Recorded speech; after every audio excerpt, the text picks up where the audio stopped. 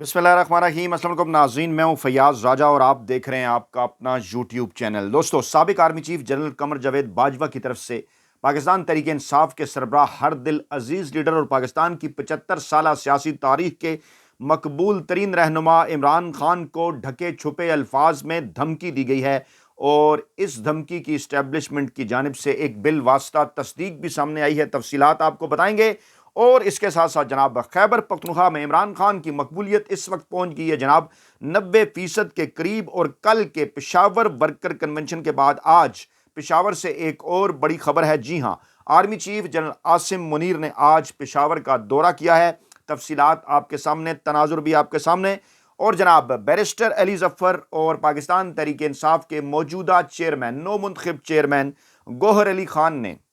Adiala jail में इमरान खान से अहम तरीन मुलाकात की है। और इमरान खान ने टिकटों की तकसीम के हवाले से कुछ खास और अहम हदायत जारी की हैं, वो रखेंगे जनाब आपके सामने। दूसरी जानिब नवाज शरीफ के मुतल्लिक खबर रेफरेंस के ऊपर उनकी इस्लामाबाद हाई कोर्ट में समात सहूलतकारी का सिलसिला जारी उनके लिए। और दूसरी तरफ पाकिस्तान तहरीक इंसाफ को फैसलाबाद में आज भी कन्वेंशन की इजाज़त जो है वो नहीं मिल सकी और निगरान सेटअप और दीगर जितने भी लोग हैं वो बात कर रहे हैं जनाब लेवल प्लेइंग फील्ड की। पहले बल्कि यहीं से शुरू करते हैं। Chief election commissioner of Pakistan की जानिब से नेशनल वोटर्स डे यानी आज 7 सितंबर के रोज़ अवाम के नाम जनाब एक पैगाम जारी किया गया। और वो पैगाम ये है कि 8 फरवरी को पोलिंग होगी और आइंदा चंद दिनों के अंदर जो है वो शेड्यूल जारी कर दिया जाएगा। और ये भी कहा जा रहा है कि जनाब जब शेड्यूल जारी होगा तो उसके बाद फिर जो लेवल प्लेइंग फील्ड है वो भी दी जाएगी। दूसरी जानिब बैरिस्टर अली जफर ने और गौहर अली ने जो बात की मीडिया से, उन्होंने कहा कि इमरान खान पुरज़म है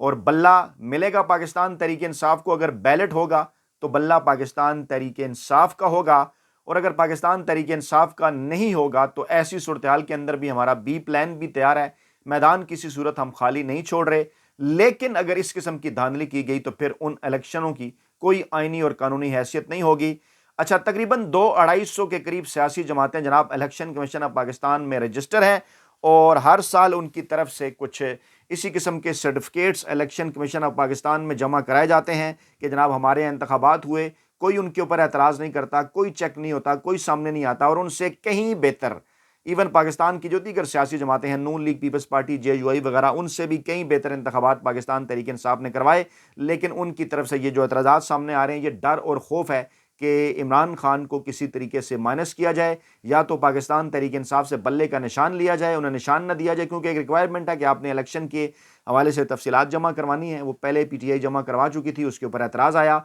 दोबारा इलेक्शन कमीशन के कहने के ऊपर इलेक्शन हुए, नया चेयरमैन आया, लेकिन अब भी बल्ले इसके निशान को ना देने के लिए इस किस्म का ये जो सारा ड्रामा है ये स्टेज किया जा रहा है। और दरखास्तें भी लगा दी गई हैं जनाब समात के लिए। 10 दिसंबर को जो एतराज़ात हुए हैं इलेक्शन कमीशन ऑफ पाकिस्तान की जानिब से, उस पर 10 दिसंबर को इलेक्शन कमीशन पाकिस्तान तहरीक इंसाफ के इंतखाबी मामलात के हवाले से कर रहा है जनाब समात। और जहाँ तक एक और मामला है अहम तरीन, सुप्रीम कोर्ट ऑफ पाकिस्तान में जस्टिस मुज़ाहिर अकबर नकवी की आनी दरखास्तों का समात के लिए अभी तक मुकर्रर नहीं हो सकी। और एक और ख़त लिखा है उन्होंने जस्टिस काजी फ़ाइज़ ईसा को, चीफ जस्टिस को, और केसेस मुकर्रर करने वाली कमेटी के रुकन जजेस को। और कहा गया कि जनाब मुझे 29 अक्टूबर को शोकाज भिजवाया गया, 3 मेंबर्स पर एतराज़ मैंने दायर किया था,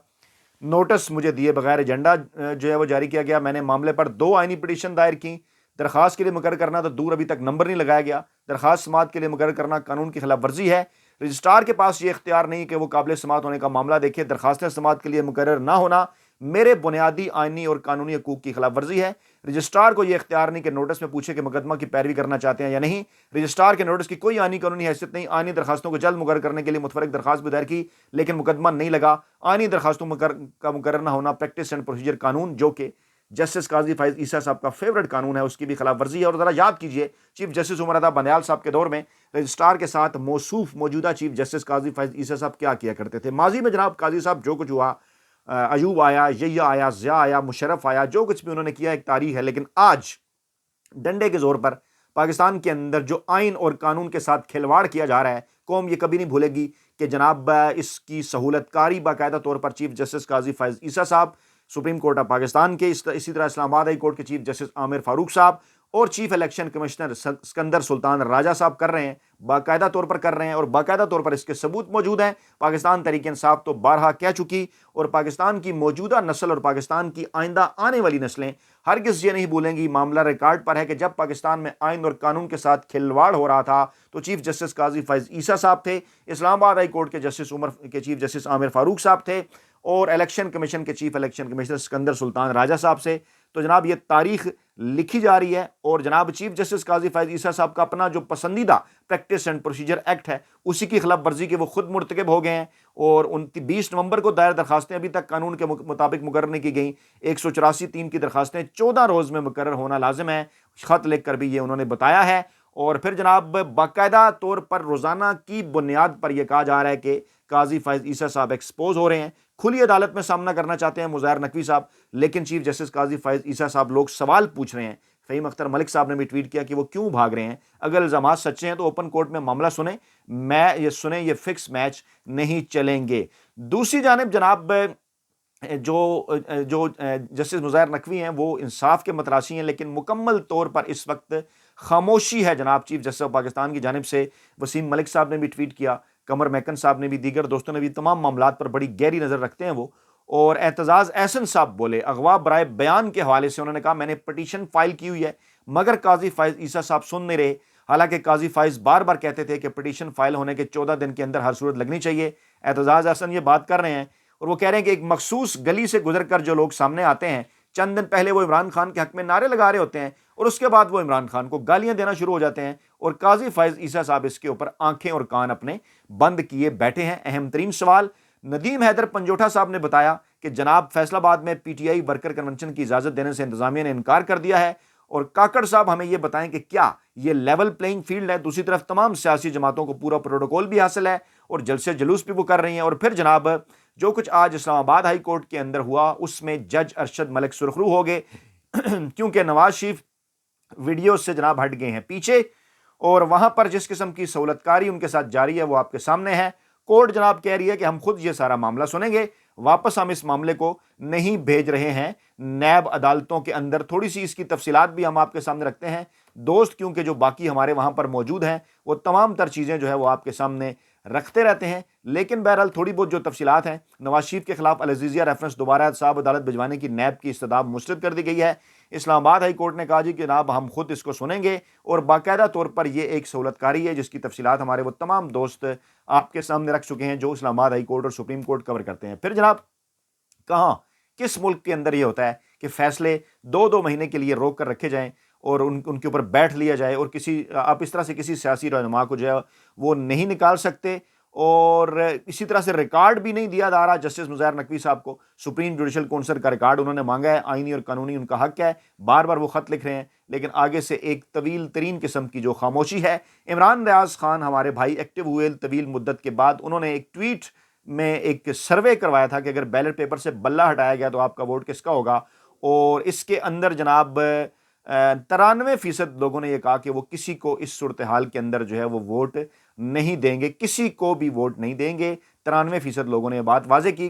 پاکستان کے تمام بڑے اینکر، ویلے کالم نگار، ملازم، صحافی چاہے خاموش رہیں، لیکن ان بٹوین دا لائنز اور اپنے کسی گھر کے اندر اور کہیں اپنے دوستوں کے ساتھ بیٹھ کر یہ ضرور کہہ رہے ہیں کہ جناب عمران خان سے نہیں اب بچا جا سکتا، سسٹم ننگا ہو چکا ہے، عمران خان آئے گا، ضرور آئے گا۔ مالک صاحب آپ کو یاد ہوگا کس طرح سے گربان پکڑنے کی باتیں کیا کرتے تھے۔ موصوف نے عمران خان کے پروگرام میں بیٹھ کر کہا کہ جتنی رپورٹس موصول ہو رہی ہیں، جتنا بھی فیڈ بیک آ رہا ہے گراؤنڈ سے، اس کے مطابق اگر بیلٹ پیپر پر بلے کا نشان ہوا تو بہت زیادہ مسئلہ ہو جائے گا اور مینج کرنا ناممکن ہوگا۔ اسلام آباد میں یہ باتیں ہو رہی ہیں کہ اگر کسی اور نے آنا ہے تو بلے کو جانا ہوگا، یعنی نواز شریف کو لانے کے لیے بلے کو جانا ہوگا۔ امتیاز عالم صاحب نے ٹویٹ کیا، عمران خان کے ماضی میں سخت ترین ناقد سمجھے جاتے ہیں۔ انہوں نے کہا جناب کہ آج ایک پوری چنے والے ڈھابے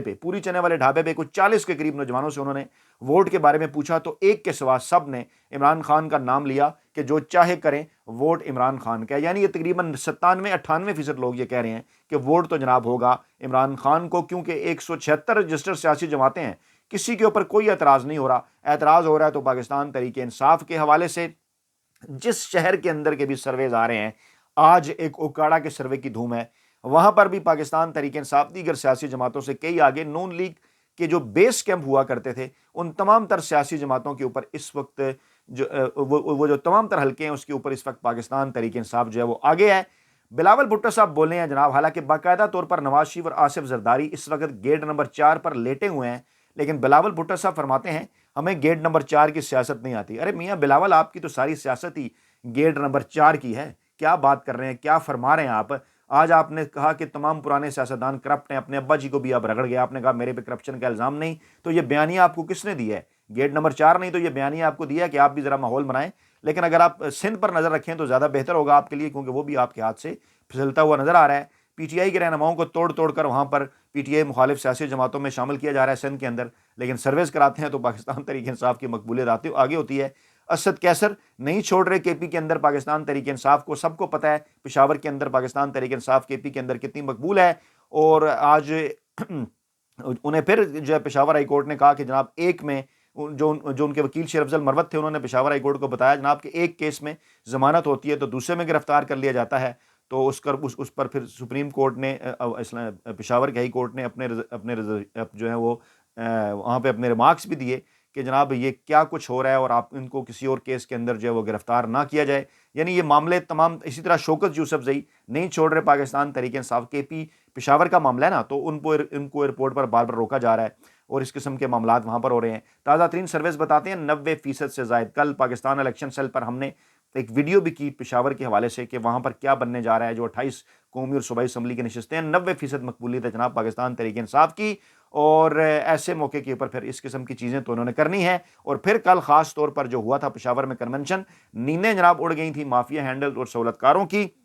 اور آج پھر پشاور سے ایک اور نئی ڈیولپمنٹ، بڑی خبر، غیر قانونی مقیم غیر ملکی پاکستانی کی سلامتی کو غیر ملکی پاکستان کی سلامتی کو متاثر کر رہے ہیں۔ آرمی چیف صاحب نے یہ کہا ہے، آئی ایس پی آر کے مطابق آج جناب وہ پہنچے پشاور، کور کمانڈر پشاور نے ان کا استقبال کیا، وہاں پر جناب ان کو بریفنگ دی گئی نئے ضم شدہ اضلاع کے حوالے سے، کے پی اور فاٹا۔ اور ایک اہم ترین معاملہ یہ ہے کہ کے پی ہو یا فاٹا ہو، یہاں پر پاکستان تحریک انصاف جو ہے وہ بڑی مقبول ہے۔ ایک سوال کچھ لوگ اٹھا رہے ہیں، کر رہے ہیں، وہ تمام یہ باتیں بھی کر رہے ہیں کہ جہاں پر سیاسی جماعتیں جو ہیں